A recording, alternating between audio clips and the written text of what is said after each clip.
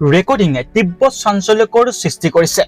যিটো সময়ত অসমৰ অন্যতম জনপ্ৰিয় কণ্ঠশিল্পী জুবিন গাৰ্গৰ মৃত্যু ঘটনাক সম্পূৰ্ণৰূপে দায়ী সজাইছে শ্যামকানু মহন্তক, আৰু সেই সময়তে এটা ফোন ৰেকৰ্ডিং ভাইৰেল হৈছে, যিটো ফোন ৰেকৰ্ডিঙত শ্যামকানু মহন্তৰ পত্নীৰ বিৰুদ্ধে এতিয়া অভিযোগ উত্থাপিত হৈছে।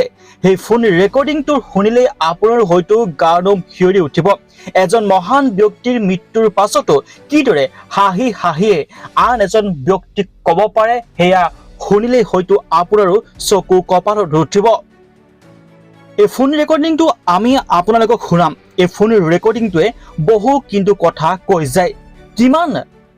কিমান এজন মানুহৰ প্ৰতি মৰম আদৰ শ্ৰদ্ধা নাথাকিলে এনেদৰে ফোনত কথা পাতিব পাৰে, সেই বিষয়েও আপোনালোকক আমি শুনাবলৈ ওলাইছোঁ। প্ৰথমতে আপোনালোকে ভালদৰে এই ভাইৰেল হৈ থকাৰ ফোন ৰেকৰ্ডিংটো শুনি লওক। আৰু কিন্তু জড়িত যেতিয়া হেৰি ল'বই লাগিব ন, মোৰ একে পেনিক এটেক আহো যেন হৈছে।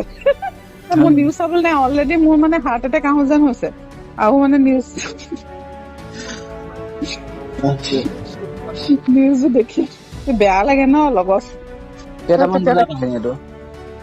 2:30মান বজাত বুলি টাইমিংটো তেওঁ যে লিখি দিছে, তেনেকুৱা সময়তে ঢুকুৱা বুলি কৈছে।